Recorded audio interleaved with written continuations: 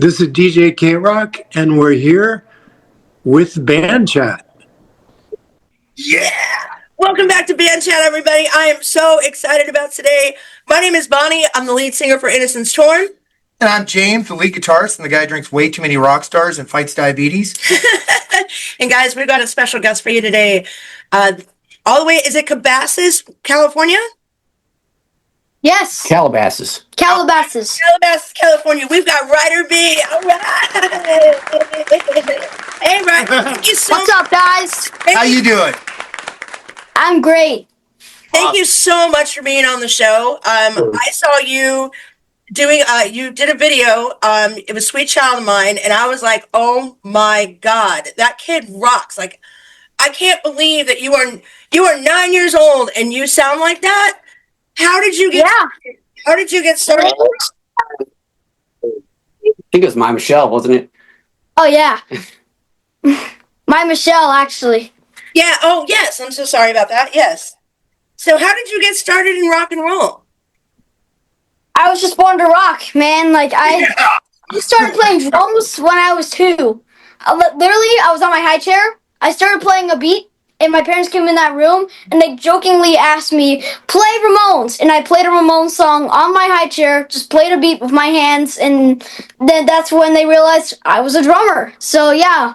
Wow. Yep. Very cool. I've actually got to see that you did some things with the School of Rock. You were playing drums in that video. Is that correct? Yes. And I'm a way better drummer now, don't worry. Fair. We're all getting better all the time. You never stop. So I'm absolutely amazed. I got to see another video of you getting on the Whisky A Go-Go stage. Yeah, I played at that place freaking 5 times. Nice. Yeah. Wow. I mean, you got to be like one of the youngest people to ever hit that stage. Probably. How does that feel? Yeah, I mean, probably. It feels really great, and it feels so great just playing in front of the crowd in the legendary Whisky A Go-Go. You know, Jim Morrison was standing on that freaking stage. I mean, come on! Right? I know. We know. We just got off that stage ourselves. Def Leppard was there last year, you know. I mean, everybody plays. Molly Crew did a surprise appearance there, too, I think. I think that was last year also, so. I know. And like the line, they had to wait like overnight to see Molly Crew there. It was crazy. Yeah, right? It's metal.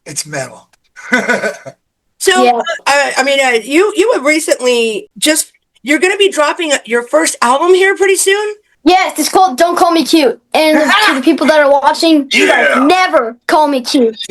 You heard it here first. I love it. Tell me all about your album. Yeah, so my album's called Don't Call Me Cute. I got 10 songs on there, including the intro and the hidden track. That's 12 songs. Nice. And it's my first album, and I can't wait for it to drop.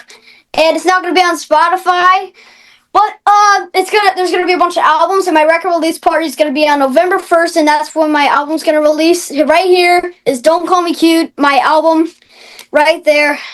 And it's amazing. So, yeah, November 1st, Bar Sinister. I'm going to play my album, and it's going to be my record release, and I can't wait. I can't wait either. This is great. Yeah. I love it. So where can we find that album at once it drops? Well, if any of you guys come to Bar Sinister, if you guys live in Calabasas or you just want to fly out to Calabasas. It's in Hollywood, dude. It's in Hollywood, okay? It's in Hollywood. I just live in Calabasas, okay?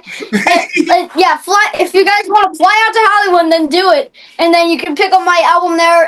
We're actually not going to be selling the album, because we don't have it yet. But we're going to be selling the CDs, so that's the first place you can get it. And you can also listen to the album on my website that will come out soon. November 1st. Yeah.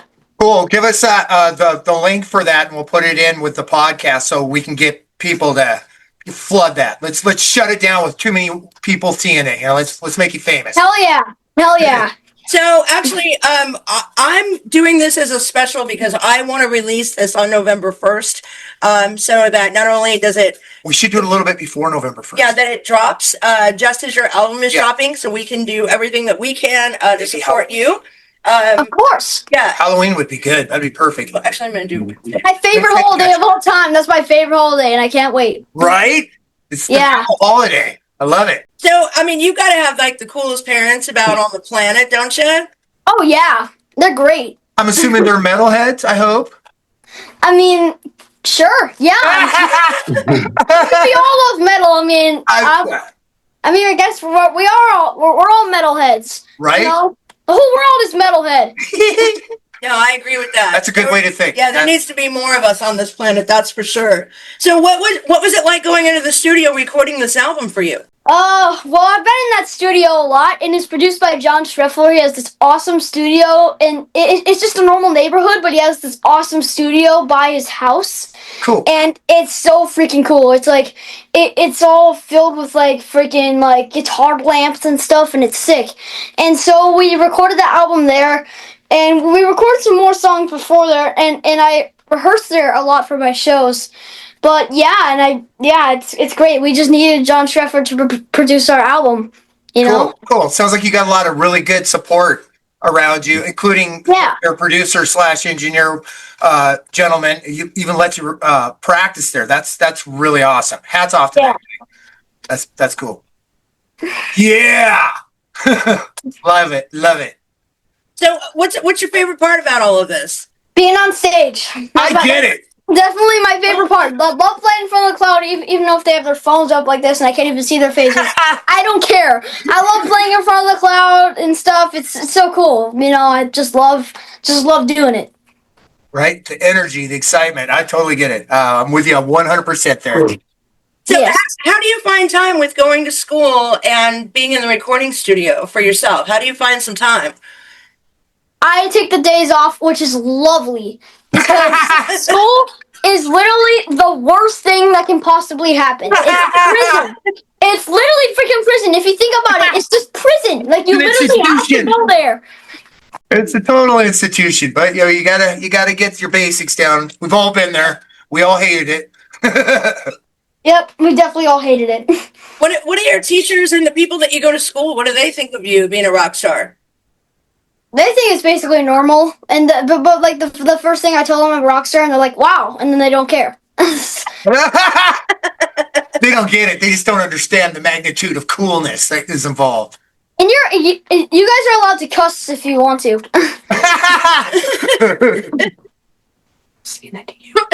Sweet. So, you've hit some really super cool stages. You have, you've really done some stuff in your time. What's your absolute favorite stage you've ever been on? This guy rocks. Probably, yeah, I rock. I definitely rock. Definitely the Whisky A Go-Go. That's an amazing stage, and I open for Fast Times band a lot. Oh, cool. And they're like a cover band, right? What? They're like a cover band, right? Yeah, they cover a bunch of 80s stuff. And my drummer is actually the drummer of that band too. Anyway, and when I open for Fast Times, like they have like a tongue on the stage, like they have a stage tongue, so I can like go on the tongue and sing my heart out and stuff, and yeah. Cool. Yeah, like I said, we just got back from the Whisky A Go-Go our own selves. It's one of our favorite places to play. Yeah, me too. I think, just being on that stage is nostalgic, but it's the fact that everybody that's been on that stage previous to you and what an honor that is. Well, it's awesome for me because like you, I got my favorites too, and it was quite an honor to be playing the stage with Saliva because I think they rock. I love that song, Click, Click, Boom. I don't care. I've heard it 100 billion times, and it just gets me going every time. Or click, click. I feel like I'm 10 years old. I want to go break shit. I love it. Be careful, you're not going. So, who are your biggest influences in music? Well, a lot of people ask me that, and that is definitely the Guitarist is definitely Slash. That's my number one. Nice. And Billy Corgan, he's one of my favorites from Smashing Pumpkins. That's my favorite band of all time. And yeah, there's just a lot. And then for drummers, my all-time favorite drummer in the world is John Bonham. I love John Bonham so much. Tasty. And Mitch Mitchell, the drummer of Jimi Hendrix, is beyond amazing. He's one of my favorites. And I also love Jimmy Chamberlain from Smashing Pumpkins and stuff. Yeah. Very cool. Well, you have done some homework. You know your stuff. Yeah. Smashing Pumpkins, they got a friend of mine. It's a female guitarist, Kiki Wong. Total shredder that's in the band. Yeah, she's phenomenal. There isn't anything she can't play. Yeah, it's sick. So how do your parents help you to get ready for stage? How do they come into your life and help you be this rock star that you are? Mom puts on your makeup. Yeah. Yes. Yeah. Yeah. So do you choose your own stage outfits?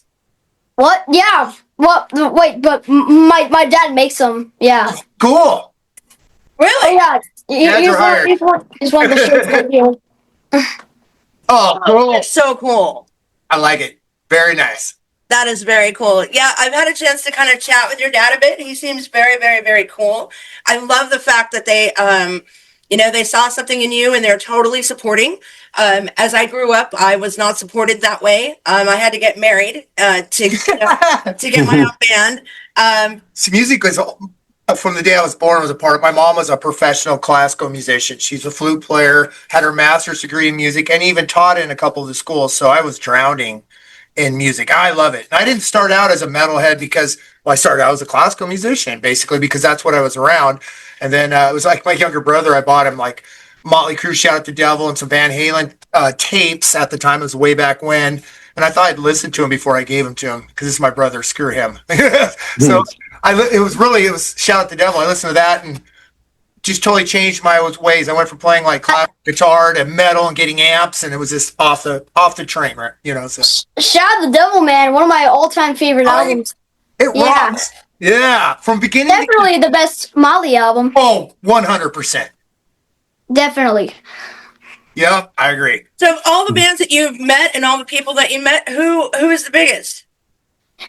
I met Machine Gun Kelly Sweet. because he called me up on stage in front of like 30,000 people. Oh, jeez, no pressure. And he was actually the opener for someone, but like he called me up, and that was really cool. And I think that's like definitely on the high up list of the most famous people I've ever met. You've been around some of the most famous rock stars. Yeah. He doesn't really care to meet anyone, really. Yeah, not Oh, really. That's cool. That's cool. Well, have you done? Oh, now, did you do anything with Sebastian Bach at all? No, I did not. Okay. No, but everybody always says you look just like him, which is silly. Oh, Yeah. I could agree. I can see that. I can totally see that when Sebastian was younger. I mean, I love Skid Row. I mean, I love the album Slave to the Oh, Grind. hell yeah, that's my favorite album, by the way, by theirs. Really? Yes. Yeah.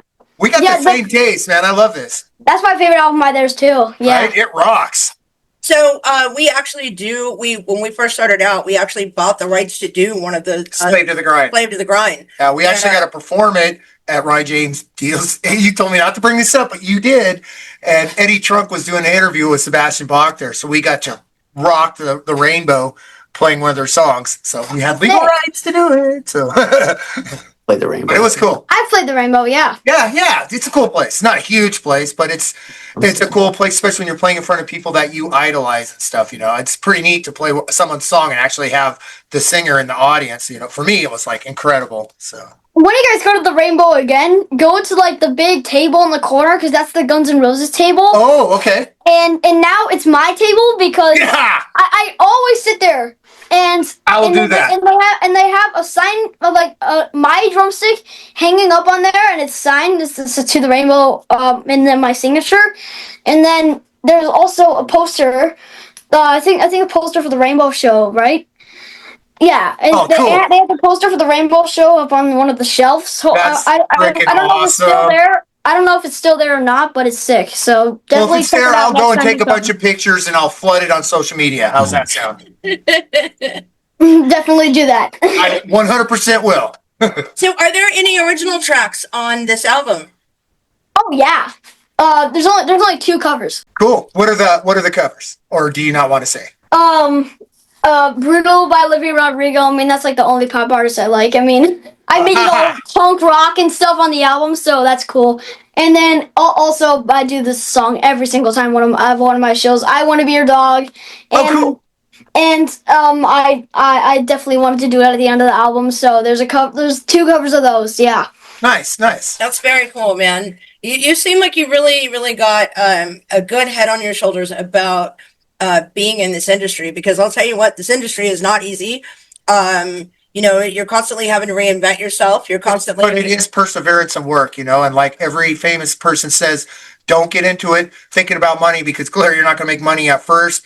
But if you stick with it, you will build yourself. Yourself is what you're selling essentially, and it builds. But it takes time and patience. And starting young is brilliant because when you get to be, maybe you're so young now. Who knows, dude? You could explode at any second. But you've got time. You've got time, and you're honing your craft already. Absolutely incredible. I love it. Thank you so much. It's really refreshing for me to see the newer generation starting to not only pick up on rock and roll music, the history of it, but then also to start performing at your age. Where do you want to take this in the future? What do you want to do? He wants global domination. Are you kidding me? Yeah, man. I definitely want to tour around the USA. And that's one of my main goals. But yeah. But I don't know. Maybe I'll grow a mustache in the future. But I'll definitely play at the Kia Forum like 5 times. So yeah. So if you be the first kid on the moon, because in a few years they'll probably have some places up there, and they'll be shuttling us rock stars up there to perform for the astronauts. So if you could play anywhere in the world, where would you want to play? So my main goal in the entire world is to play at the Troubadour when I'm still young like this. Maybe I don't know about next year, but maybe when I'm like 11, but maybe. But I definitely want to play a headlining show at the Troubadour where everyone jumps around. I want to lock their phones up, and I want them to go crazy, and I want to headline there. That's my main goal in the entire freaking world.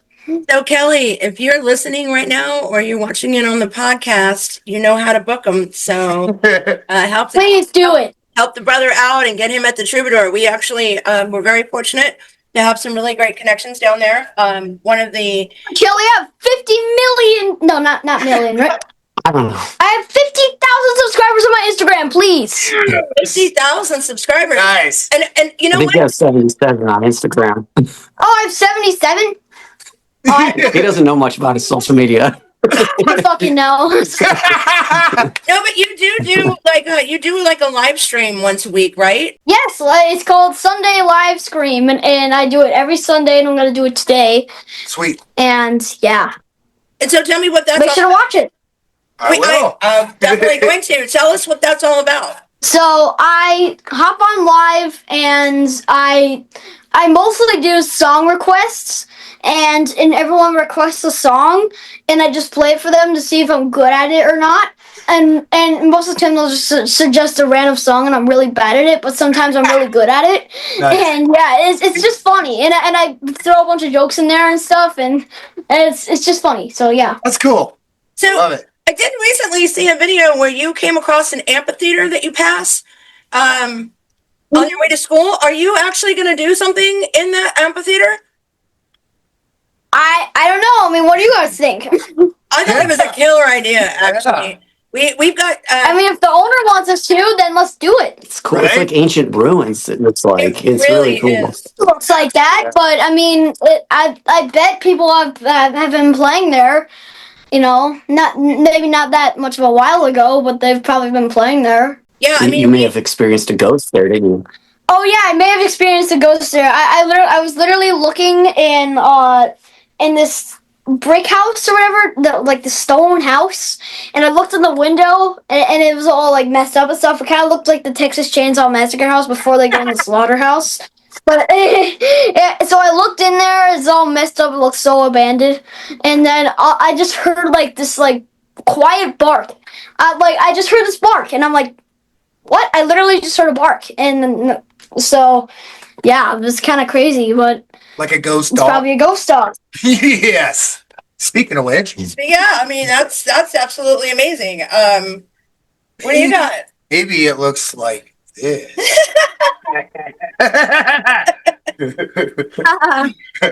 That's almost what our cat looked like this morning. I might want to a little bit. What happened to the cat this morning, Ryder? He was stuck in the dryer. Oh! I was spinning around in there. Yeah, we had a very bad scare this morning. Oh, yeah. Yeah. Yeah. That He's could- he's okay. He only took a couple tumbles before we realized he was in there. But God, So, Jason, what's it like to be the father of a Yeah. rock star? You're welcome to come into the shop. he keeps us very The best life in he keeps us very busy. Yeah, he's right. He keeps us very busy. Ryder B here. We're always on the move with him, and he certainly keeps us on our toes. He's been doing this since he was a baby. He started showing signs of being, don't let this go to your head, but a genius really early. You know, like he said, he started playing drums on his high chair, and we recognized he was playing No Fun by the Stooges. I don't even think he could walk yet. You know, I mean, no, he probably could walk by then. You were probably, yeah, he was 2. And then they took him into the lessons at Guitar Center when he just turned 3. And they usually wait until kids are 6, but Right. he could drum better than the 6-year-old. So they took him in early. Wow. And yeah, he just was off to the races from the very beginning. One of the first people to follow him on Instagram was Twisted Sister. I mean, it's like, Cool. it's almost like I've never met anybody who's clearly born for something, you know. That is He amazing. just always walks in the right door and meets the right people. It's wild. I mean, it totally hats off to you. I mean, that is parenting done right. When you start looking at, the signs, and there's clear signs. You know what I mean? Oh, I mean, not Mhm. everybody's born naturally that way. And for you and your loving wife to like support him in the way that you are, I would love to applaud that. We also have a young Oh, drummer. thank you. Our drummer just turned 3 and he drums like crazy. And I understand it's very, very challenging on the parents when he's drumming all the time. You know, I mean, it's, Yeah. For us, we live on this giant ranch, so we don't have Oh, that's any cool. neighbors to complain, and we don't care. I mean, we've been, basically if you're up playing your instrument, you don't have to go to bed rule kind of thing, It's just like I that's just cool. truly believe in listening to just listening to the kids when they, a lot of people will comment, I wish my kid would do that. I wish my kid would be, it's like, well, maybe your kid's really good at something else and you're just Right. not paying Yeah, they attention. Stay up, stay up until like 11 o'clock maximum. You're kind of, Well, you're yeah, either yeah. a musician or you aren't. You can't force that on someone. I just, You can't. No. I have And other we- kids and yeah. they don't do music at all. So it just so happens with Augustine, that's his thing, and he's Mhm. all about the music. None of my other kids are, and I'm perfectly okay with that. It's Right. what it is. Well, if he gets incredibly good at it and you start posting it everywhere, get ready for a whole bunch of comments that say, "Oh, you're living through your kid," and just Oh, like, I mean, it's wild, Like, I mean, if he was good at ping pong, we'd be the ping pong parents, and I'd be wearing ping pong T-shirts, and we'd be at ping pong tournaments, right? probably spending the same amount of money, And like, that's the other thing. People are like, "Oh, you're just getting rich off your kids." It's like, are you kidding? Do you know how much money it costs to play? Right, right. Do you It's know how so much money it expensive. costs when we have all hired guns in his band and like, Right. I mean, he's sponsored by Gibson and all these other places, but Sure. like we cover, they've sent him some guitars, but we cover like all of his stuff, Right. So and like, sometimes those endorsements, sometimes it's like 70% off or whatever. So you're still forking out. oh no, yeah, Gibson's great. We love them. Yeah. To death. Yeah, we love That's them so cool. much. Yeah, they give him guitars and stuff, but at the same time, like, he's got other ones, but really it's like Oh, that's sick. a lot of people think that, it's just some free ride or something, and my no. God, it's not. It's No, like, oh, we know. careful, don't spill that water. There's a bunch of electricity right under this water. So are you a musician as well? I can play guitar some, yeah. He plays guitar. I mean, he knows more stuff than me, but he says I'm better. Yeah, we're better. Yeah, he's better. Yeah, right. Yeah, I'll get out. So what's the hardest, Stealing my thunder. what is the hardest part about being a rock star for you? The business. Probably meeting people Ooh. after the show. Oh, yeah, You're not meeting wrong. people after the show. Oh, yeah. It's always the same people every time. And it's like, oh, can I get your autograph? Like, it's literally the same people every Well, time. that's not really your complaint. You don't like it when people are really drunk and want to talk to you Oh, right in your God. face and stuff. Yeah, that part annoys them. Like, I can understand. and I always take like 5 deep breaths backstage, and then when I walk out, I'm like, I think to myself like, oh shit, I have to do this, like. And I, You're getting better at it though. Did you get nervous going on stage? no, not at all. Believe that. I fully believe that. I don't either, so I get it. The only thing I get nervous about is people seeing me before I go on stage. You know, I always hide in this place, and at least one person's like, "Oh, there he is." Oh no. You know, and I'm just like, "Come on, let's go fast as I can." And then like when I go into places like the Whiskey and I play shows, I have to go in there. I have to go in there, and I have to go up to the crowd to get backstage. Right. I literally sprint through the crowd, and then my dad is just right behind me, just not right behind me. He's like 5 feet away. He's just walking, and I'm just like, come on, faster! And then I'm like finally backstage. I'm like, oh. Yeah, especially going up and down those stairs all night. Oh my God. Yeah. My legs were so wobbly this last. We just got back a couple weeks ago. Well, it's because you have those giant boots. I don't have any problems. Yeah. I'm up and down the stairs like crazy. But I do know what you mean. Sometimes it's really nice just to go backstage and kind of get your zen and just. Well, I think every musician, it's before you perform. That's the only time I get nervous, and it's more about, am I going to do a good show, or if I'm doing a new song, have I rehearsed it enough? Because you know the songs are the parts you're going to potentially choke up on.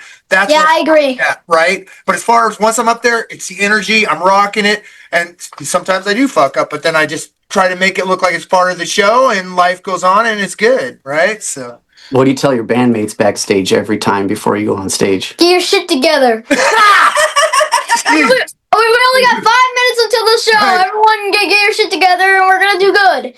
Look, you losers! All right, you get out there and own it. All right, there's gonna be consequences after the show. All right, have a great show. And I do a ritual before my shows. Cool. The band just is in the circle, and we're all like this. We're just like, we're gonna rock. We do that 3 times. And then we go on stage and rock it. Nice. Heck yeah. I absolutely love your attitude. I love the energy. Yeah, I love your attitude. I love your energy. And I got, I was watching you on one of your videos, and you are a heck of a front man. Like, you just get how to like play into the audience, and really, you look like a rock star up there. Where'd you learn to do that? He's born that way, baby. I was born that way. I was just born to rock. Hell yeah. I think that's absolutely amazing. So, if you could tell people out there how, give them something positive. If they wanted to be you, tell our audience, give us something positive to tell somebody who wants to be in a band or up and coming band. If you guys want to be in a band, then, find people who play instruments. And if they say no, just find another person. That's how you start a band. And what I'm going to say out to the whole world and to all the fans, don't call me cute. I love that. Now, did you come up with that one yourself? Oh, yeah. I literally hate people calling me cute. You know why? Because I'm not a freaking toddler. I'm a 9-year-old. I'm a big, strong man. Yeah, I completely love that, and I think it's absolutely appropriate. It really it speaks to me on the rock level. You want a good album, you want a good album cover, but naming your album is also as important, and it fits your personality so much. Like, I think it's a badass name for now. People are going to eat it up, especially in the metal community, because metal's not about being cute. So. Definitely not. Well, I think you've got a really great. This is not cute. This is not cute. I have a freaking Michael Myers knife behind my back. I do have a copy of that that your dad sent me. I'm going to go ahead and use that in the description below. So tell me all of the links and where we can find your music, where we can find your videos. And I'm going to put all those links in the description. I want everybody to go out and support the hell out of Ryder B. I'm hoping one day maybe we could share a stage with him. That would be absolutely amazing. I would love that. Again, Kelly, if you're listening from the Troubadour, you know what to do. Kelly. So where can we find you online?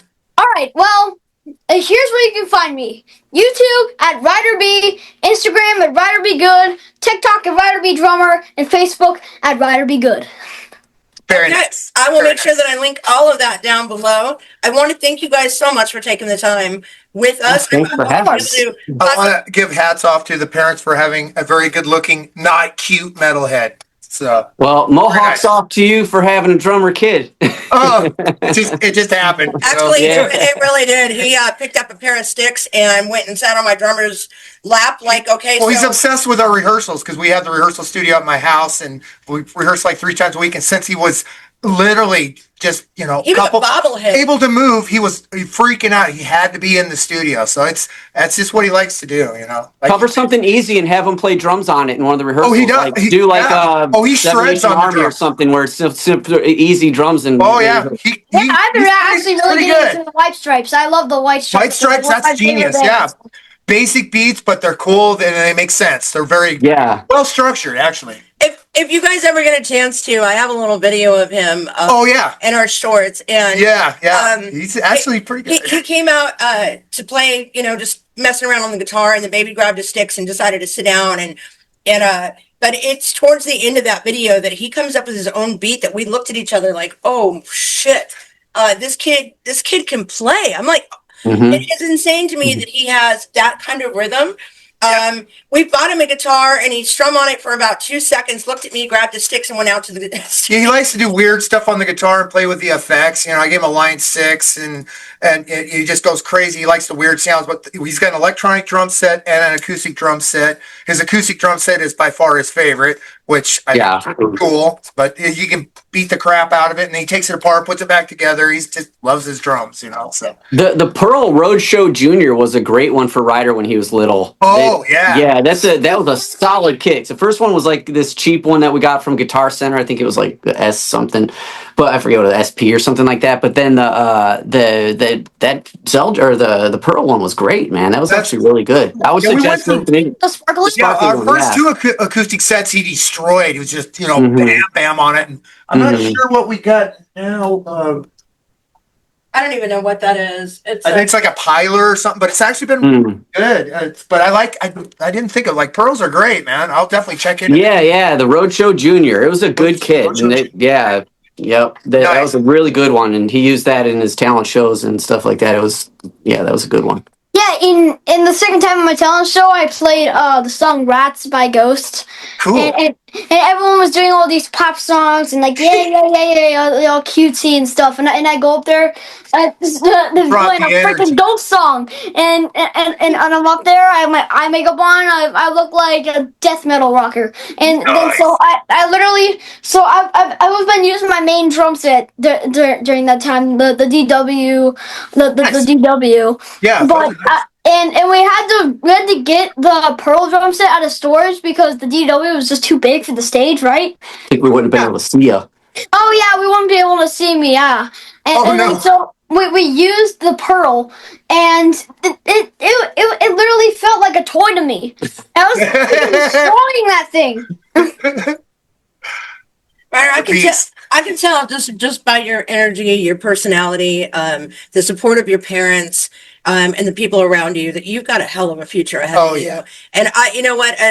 I want to be here for anything that you need for us to help support you. Even if it's just, doing another podcast on your next video or your next time around, we'll always be here to, we'll definitely promote you on our, we're 1,000+ miles away from you, but there's a strong metal community here and all the way up to Seattle. And we know a ton of people, and we're gonna plug your name out there. So that's awesome. Thank you. Yeah, you ever want to come up to Portland, Vancouver? Metal's got the coolest, most supportive community you're gonna find. It's not just in California; it's a global. Yeah, we've got friends in the UK and Germany and Japan and all over the place, and and everyone's really pretty down to earth. It's always the people you want to. It's always the people that society wouldn't expect to be so nice. Ryder's really big, like in the horror community as well. And it's just like they're the nicest people there are. And it's like, I mean, they're all celebrating brains coming out and throats being slashed and fingers being cut off, but they're the sweetest people in the world. And they get us back like crazy, and it's just awesome. Same with the music. Yep. Speaking of which, and we've only got a few minutes left, but hey, Ryder, I started a new thing. It's called What's Up, Doc. And basically, it's where we sit down and watch heavy metal documentaries, and then we get on a chat just like this and discuss it. And my first one is Slash. So if you'd like to join that when I get it done, I would love to have you on. Definitely.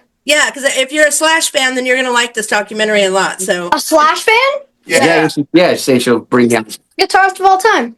Cool. Then you'll love Actually, the this. first show you ever played was with his son, right? The first show I've ever played? Yeah, with that Malibu fundraiser thing you did that for London. Razor, that was the smallest crowd I've ever played. I mean, He opened for Grace McKagan and freaking. Oh, awesome. Yeah. That is yeah, so cool. but it was still the smallest crowd I've ever played. I mean, the Mint was small, but I mean, this crowd was What an smaller. experience. Oh yeah, he's had Those so are small many of these crowds are the harder experiences. ones to play for. But I mean, at least their phones were not up. I just saw them going like this, like. I love it. I love it.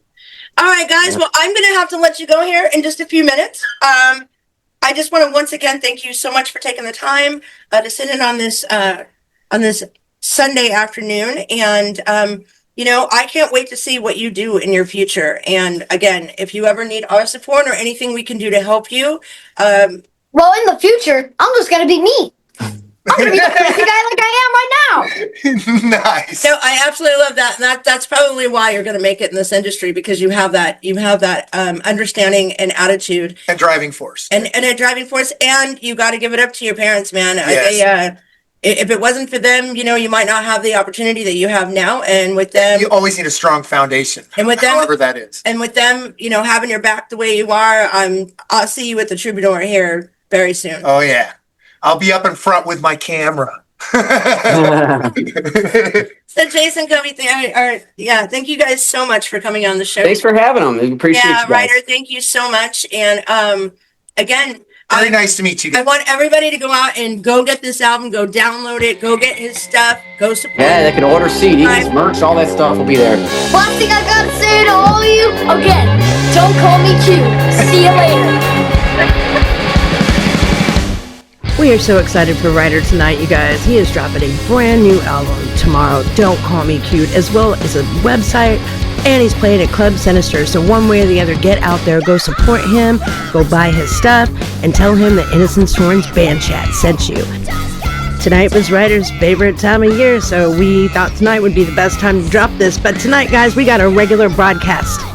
We're bringing you episode 30, part 1 with Be Badass 99 Nightmares. We cannot wait to bring you this one. I hope you guys can join us. Stay tuned. We'll see you again tonight at 8. Until then, have a safe and happy Halloween. Stay creepy, my friends. We will see you tonight. Bye!